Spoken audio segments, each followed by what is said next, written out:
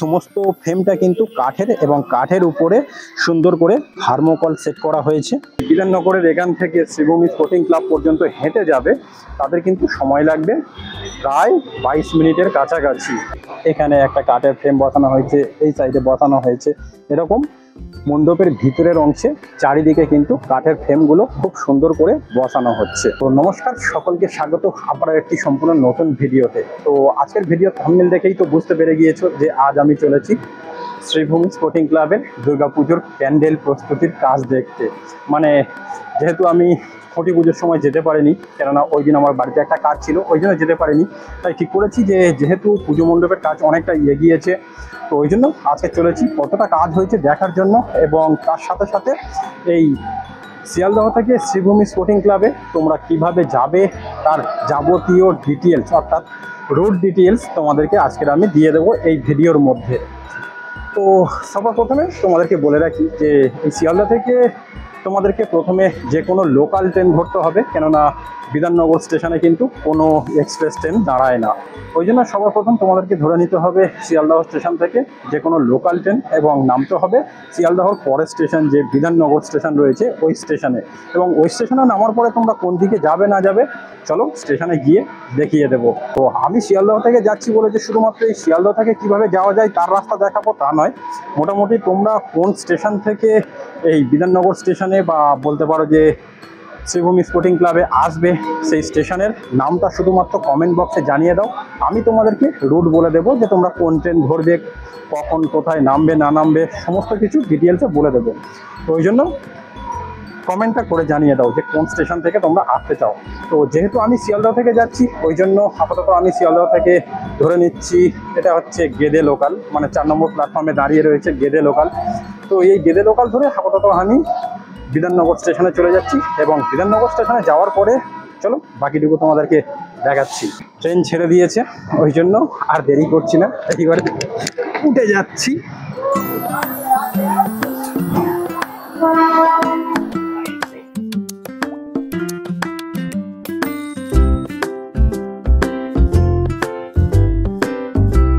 তো এসে নেমে গিয়েছি বিধাননগর স্টেশনে। এইবারে বিধাননগর স্টেশন থেকে শ্রীভূমিতে যাওয়ার জন্য কিন্তু সবার প্রথম আমাকে চলে যেতে হবে 4 নম্বর প্ল্যাটফর্মের পিছনে, কেননা যেহেতু আমি 1 নম্বর প্ল্যাটফর্মে নেমেছি। তো এখানে একটা কথা বলে রাখি যে তোমরা যদি শিয়ালদহর দিক থেকে আসো তাহলে কিন্তু তোমাদেরকে নামতে হবে 1 নম্বর এবং 2 নম্বর প্ল্যাটফর্মে। এবং যারা শিয়ালদহর অপর সাইডে যে সমস্ত মানে হল্টগুলো রয়েছে আর কি, যেমন কৃষ্ণনগর, বনগাঁ, তারপরে গেদে, মানে যে সমস্ত হল্ট আর কি এই সাইডে রয়েছে, ওই সমস্ত জায়গা থেকে যদি তোমরা এই বিধাননগর স্টেশনে আসো তাহলে কিন্তু তোমাদেরকে নামতে হবে 3 এবং 4 নম্বর প্ল্যাটফর্মে। তো সেক্ষেত্রে যে প্ল্যাটফর্মেই নামো না কেন সবার প্রথম কিন্তু তোমাদেরকে চলে যেতে হবে এই যে পিছনে ওভারব্রিজ রয়েছে এই ওভারব্রিজ দিয়ে 4 নম্বর প্ল্যাটফর্মে। কেননা শ্রীভূমিতে যাওয়ার জন্য কিন্তু 4 নম্বর প্ল্যাটফর্মের পিছনের দিকে যে মেন রোড রয়েছে ওই মেন রোড দিয়েই হেঁটে যেতে পারো অথবা অটোতে করে যেতে পারো। ওই জন্য চলো আপাতত আমি ওভারব্রিজ দিয়ে চলে যাচ্ছি 4 নম্বর প্ল্যাটফর্মে এবং ওখান থেকে এবার ফিরে কোন দিকে যাবে না যাবে পরে গিয়েই বলছি। তো চলে এসেছি বিধাননগর স্টেশনের 4 নম্বর প্ল্যাটফর্ম, মানে ওই সাইডে রয়েছে 1, 2 এবং এই দিকে রয়েছে এই হচ্ছে 3 এবং 4।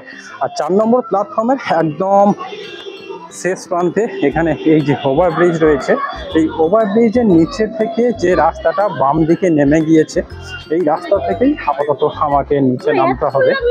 যেমন এখানেই দেখতে পাচ্ছ যে যেখানে মহিলা কামরাটা পড়ে, মানে লেডিস কোচ পড়ে, সেখান থেকেই এই বাম দিকে যে রাস্তাটা নেমে গিয়েছে এই রাস্তাতে তোমাদেরকে নামতে হবে। কেননা এই সাইডে যে রাস্তাটা চলে গিয়েছে অর্থাৎ সোজা সামনের দিকে যে রাস্তাটা চলে গিয়েছে ওই রাস্তায় চলে গেলে কিন্তু এই যে সাইডে মেন রোড রয়েছে এই মেন রোড থেকে কিন্তু তোমাদেরকে আবার ফিরে রাস্তা ক্রস করতে হতো। আর এই রাস্তাতে নামলে তোমাদেরকে কিন্তু কোনো রকম রাস্তা ক্রস করতে হবে না, সোজা এই রাস্তা ধরে কিছুটা সামনে গেলেই একদম মেন রোডে পৌঁছে যাবে। কেননা এই যে দোকানগুলো দেখতে পাচ্ছ এই দোকানের পিছনেই রয়েছে মেন রোড। চলে এসেছি মেন রোড, যেমন দেখতেই পাচ্ছ যে এই সাইডে রয়েছে বিধাননগর স্টেশনের ওভারব্রিজ, যেমন সামনেই দেখতে পাচ্ছ ওভারব্রিজ রয়েছে এবং এই ভিতরের এখান থেকে আমি চলে এসেছি। আসার পরে এই রাস্তা দিয়ে সোজা চলে যেতে হবে এই সাইডে। কেননা মানে যেদিকে গাড়িগুলো সব যাচ্ছে আর কি সেই দিকে চলে যেতে হবে। এবং এই যে সামনে গাছ দেখতে পাচ্ছ, ওই গাছের ওখান থেকে অটো পাওয়া যাবে শ্রীভূমি স্পোর্টিং ক্লাবে যাওয়ার জন্য।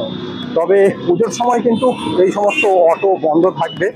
জানি পুজোর সময় কোনো গাড়ি ঘোড়া চলাচল করে না কলকাতা রাস্তাতে, বিশেষ করে রাত্রেবেলা তো মোটেই চলবে না। ওই জন্য সেক্ষেত্রে তোমাদেরকে হেঁটে যেতে হতে পারে। আর হেঁটে যাওয়ার জন্য কিন্তু এখান থেকে গুগল ম্যাপে কত সময় দেখাচ্ছে সেটা তোমাদেরকে দেখিয়ে দিচ্ছি। বিধাননগর স্টেশনের 4 নম্বর প্ল্যাটফর্মের পিছনে যে অটো স্ট্যান্ড রয়েছে, এই অটো স্ট্যান্ড থেকে শ্রীভূমির দূরত্ব হচ্ছে 1.4 কিলোমিটার। আর এই রাস্তাটা হেঁটে যেতে গেলে কিন্তু সময় দেখাচ্ছে 22 মিনিটের কাছাকাছি। তো আছে যেহেতু কোনো রকম পুজো নেই, মানে অটো বন্ধ নেই, ওই জন্য আমি অটোতে চলে যাচ্ছি। কিন্তু তোমরা যারা এই বিধাননগরের এখান থেকে শ্রীভূমি স্পোর্টিং ক্লাব পর্যন্ত হেঁটে যাবে তাদের কিন্তু সময় লাগবে প্রায় 22 মিনিটের কাছাকাছি। তো এইবারে যদি হাঁটতে পারো তাহলে শ্রীভূমিতে এসো, নইলে এসো না। তো চলো আপাতত আমি অটোতে উঠে পড়ছি। আমি তো যাচ্ছি অটোতে করে, কিন্তু তোমরা যারা হেঁটে যাবে এই যে দেখতে পাচ্ছ সাইডে রাস্তা রয়েছে, এই রাস্তা দিয়ে কিন্তু তোমাদেরকে হেঁটে যেতে হবে। তো দেখো দুর্গাপুজোর সময় কিন্তু এই রাস্তা দিয়ে অটোতে আসা খুবই চাপের ব্যাপার, মানে অটো যেহেতু বন্ধ থাকে ওই জন্য তোমাদেরকে এই রাস্তার ধার দিয়ে হেঁটে চলে আসতে হবে। এবং সেক্ষেত্রে মাত্র 22 মিনিট সময় লাগবে। আসার পরে দেখবে যে বাম দিকে ঠিক এইরকম একটা স্বামীজির রথ রয়েছে। এই রথের পাশ থেকেই যে দুটো রাস্তা চলে গিয়েছে, এই দুটো রাস্তা দিয়েই তোমরা শ্রীভূমি স্পোর্টিং ক্লাবের সামনে চলে যেতে পারবে। তো চলো আপাতত আমি তো চলে এসেছি এখানে।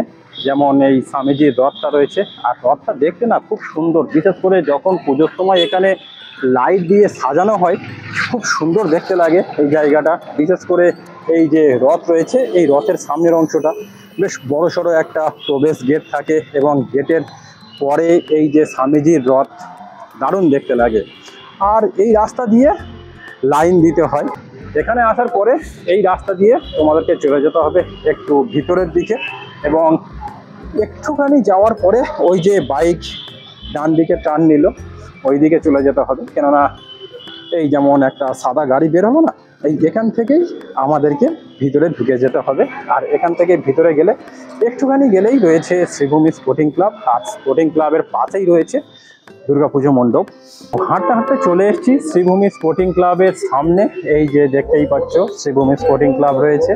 আর এখানে কিন্তু বড় সড়ো করে একটা ব্যানার দেওয়া রয়েছে যে শারদোৎসব 2024 52তম বর্ষের প্রয়াস। এবছরের থিম হচ্ছে জানাতে যে তিরুপতি বালাজি মন্দির। তো চলো আপাতত পুজো মণ্ডপটা তৈরি হচ্ছে কিন্তু এই স্পোর্টিং ক্লাবের পাশে যে বড় জায়গাটা রয়েছে যেখানে খুঁটি পুজো আয়োজিত হয়েছিল সেইখানে। আসার পরে এই সামনের অংশে দেখতে পাচ্ছি যে ঘিরে রাখা হয়েছে, কাউকে প্রবেশ করতে দেওয়া হচ্ছে না। কিন্তু এখানে যে দাদারা রয়েছে, এই যে মুরারিদা রয়েছে, এই মুরারিদা আমাকে বললো যে ঠিক আছে তোমার অসুবিধা নেই, তুমি এই সাইড থেকে এসো। অর্থাৎ ক্লাবের যে বড় প্রেক্ষাগৃহ রয়েছে এখান থেকে আমি ভিতরে প্রবেশ করছি, এবং ভিতরে গিয়ে যাবতীয় ডিটেলস তোমাদেরকে আরো সুন্দরভাবে দেখাচ্ছি। আর এখানে তো দেখতে পাচ্ছি যে সমস্ত জিনিসগুলো রেখে দেওয়া রয়েছে, অর্থাৎ যে সমস্ত যে থার্মোকলগুলো এখানে রয়েছে। আর এখানে দাদারা আপাতত কাজ হচ্ছে। এটা কি রং হবে নাকি? আচ্ছা, তো ক্লাবের ভিতরের অংশটা আপাতত পেন্ট হবে, ওই জন্য দাদারা কাজ করছে। যাই কাজ করো, আমি ভিতরে যাচ্ছি। হ্যাঁ,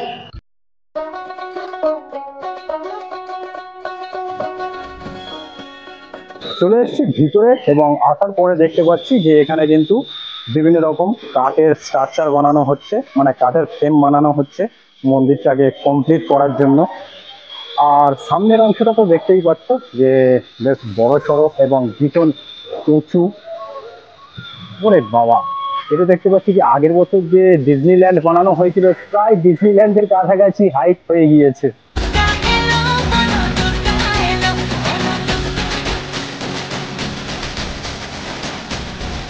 এই যে তিরুপতি বালাজি মন্দির, সেই বালাজি মন্দিরের যে থিমটা, সেই থিমটা বানানোর জন্য কিন্তু এখানকার মানে যে সমস্ত মানুষজন কর্মরত রয়েছে তারা বিভিন্ন কাঠের ফ্রেম বানিয়ে তার উপরে থার্মোকল সেট করে খুব সুন্দর করে কিন্তু ডিজাইন বানাচ্ছে। যেমন দেখতেই পাচ্ছ যে এই সমস্ত ফ্রেমটা কিন্তু কাঠের, এবং কাঠের উপরে সুন্দর করে থার্মোকল সেট করা হয়েছে।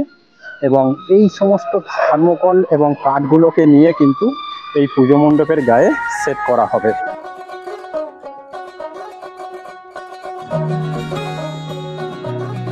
তো ভিতরে প্রবেশ করার পরে দেখতে পাচ্ছি যে এখানে কিন্তু বিভিন্ন জায়গাতে বেশ সুন্দর করে কাঠের ফ্রেমগুলো বসানো হচ্ছে। যেমন দেখতেই পাচ্ছ যে এখানে একটা কাঠের ফ্রেম বসানো হয়েছে, এই সাইডে বসানো হয়েছে। এরকম মণ্ডপের ভিতরের অংশে চারিদিকে কিন্তু কাঠের ফ্রেমগুলো খুব সুন্দর করে বসানো হচ্ছে। এবারে কাজ কতদিন লাগবে সে তো আমরা প্রত্যেকেই জানি, মানে পুজোর আগে তো সম্পূর্ণ হয়েই যাবে। আর মায়ের যে মূর্তিটা, সেই মূর্তিটা থাকে কিন্তু এই যে সামনে বড় বেদিটা দেখতে পাচ্ছ এইখানে।